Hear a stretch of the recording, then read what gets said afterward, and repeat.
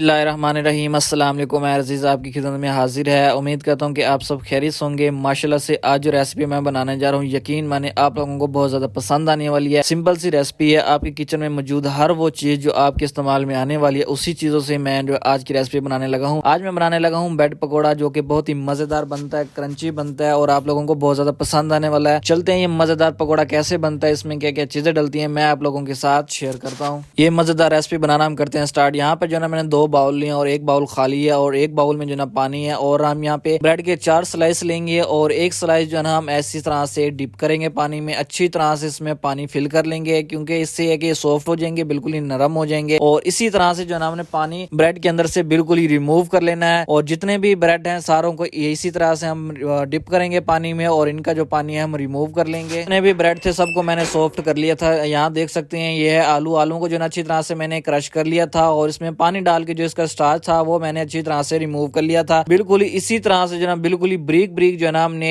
आलूओं को क्रश कर लेना है, जो कि इन पकौड़ों में बहुत ही जबरदस्त लगते हैं। दूसरे नंबर पे मैं इसमें इस्तेमाल करने लगा हूँ प्याज। प्याजों की कटिंग भी बिल्कुल ही ब्रीक की है, जिस तरह से हमने लच्छेदार पकौड़े बनाते हैं बिल्कुल वैसे ही मैंने इसमें कटिंग रखी है। तीसरे नंबर पे हम इसमें डालेंगे हरी मिर्च। अगर आप लोगों के पास धनिया है सब तो वो भी आप डाल सकते हैं। हरी मिर्च थोड़ी सी मैंने कम ही इस्तेमाल किया, क्योंकि ये ज्यादा तीखी होती है और पकौड़ों में अच्छी नहीं लगती। अब जो है ना मैं इसमें अदरक और लहसुन को पेस्ट के थोड़ा सा पानी इसमें इस्तेमाल किया था, वो मैं इसमें इस्तेमाल कर रहा हूँ, जिससे खुशबू बिल्कुल ही जबरदस्त आती है। और अब हम इसमें जो है ना सबसे पहले हम इसमें इस्तेमाल करेंगे बेसन। देख सकते हैं यहाँ पे जो है मैं हाफ कप बेसन इस्तेमाल करने लगा हूँ, और जो है ना बिल्कुल ही जबरदस्त पकौड़े बनते हैं। आप लोग जरूर ट्राई कीजिएगा, इंशाल्लाह अच्छे लगेंगे। और इसमें जो है ना 2 से 3 चम्मच ही मैं इसमें कॉर्नफ्लोर के इस्तेमाल करने लगा हूँ। देख सकते हैं अब हम फ्लेवरिंग करेंगे, लिए थोड़े से मिसाले इस्तेमाल करेंगे। सबसे पहले मैं इसमें इस्तेमाल करेंगे 1 टेबल स्पून लाल मिर्च, और दूसरे नंबर पे इस्तेमाल करने लगा हूँ 1 टेबल स्पून नमक, और तीसरे नंबर पे मैं इसमें इस्तेमाल करने लगा हूँ हाफ टेबल स्पून हल्दी, और चौथे नंबर पे मैं इसमें इस्तेमाल करने लगा हूँ दूर दूर कुटी हुई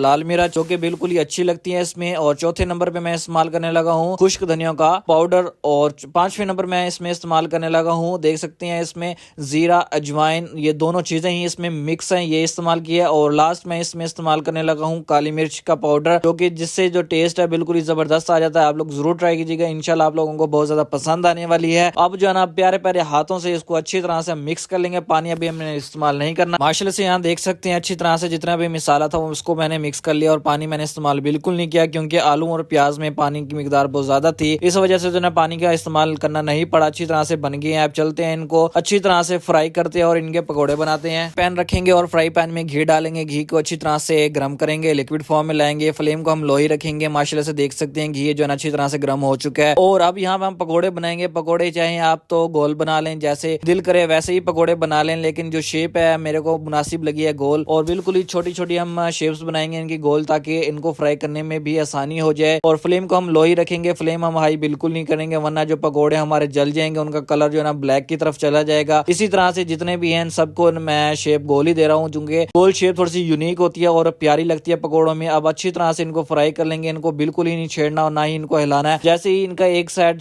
पक जाए तो इनकी हम साइड चेंज कर देंगे। देखें माशाल्लाह से इस तरह से जो कलर है इनका हमने लाना है बिल्कुल ही गोल्डन ब्राउन, ज्यादा ब्लैक बिल्कुल नहीं करना। माशाल्लाह से यहाँ देख सकते हैं हमारे जो पकौड़े हैं बिल्कुल ही रेडी हो चुके हैं, माशाल्लाह से बिल्कुल ही जबरदस्त। और इनकी चलते हैं फाइनल लुक करते हैं, इनको डिश आउट करते हैं और आप लोगों के साथ शेयर करते हैं। एक कलर रखना है हमने, इनको ज्यादा ब्लैक बिल्कुल नहीं करना। और देखें ये कलर बिल्कुल ही जबरदस्त है और बिल्कुल ही सॉफ्ट हो चुके हैं। लो फ्लेम पे पकाएंगे तो बिल्कुल सॉफ्ट हो जाएंगे। चलते हैं इनकी फाइनल लुक करके आप लोगों के साथ शेयर करते हैं। माशाल्लाह अल्हम्दुलिल्लाह, मेरे अल्लाह की शान, उसकी रहमतें नेमतें और बरकतें जो उसने में अता की। माशाल्लाह से देखिए हमारी जो आज की रेसिपी थी कितनी जबरदस्त रेडी हुई है। बिल्कुल ही जबरदस्त पकौड़े रेडी हुए हैं, बिल्कुल ही सॉफ्ट रेडी हुए हैं, क्रंची रेडी हुए हैं, और टेस्ट भी फुल है। और वैसे भी सर्दियों का मौसम है, आप लोग पकौड़े इस्तेमाल करें, इंशाल्लाह आप लोगों को बहुत ज्यादा पसंद आने वाले हैं। उम्मीद करता हूँ कि मेरी आज की रेसिपी आप लोगों को बहुत ज्यादा पसंद आई होगी। अगर पसंद आई तो मेरे चैनल को लाइक शेयर और सब्सक्राइब लाजमी कीजिएगा, ताकि कल को न्यू आने वाली वीडियोस आप लोगों तक आसानी से पहुंच सके। कल मिलते हैं न्यू वीडियो के साथ, तब तक के लिए मुझे इजाजत दे। अल्लाह हाफिज।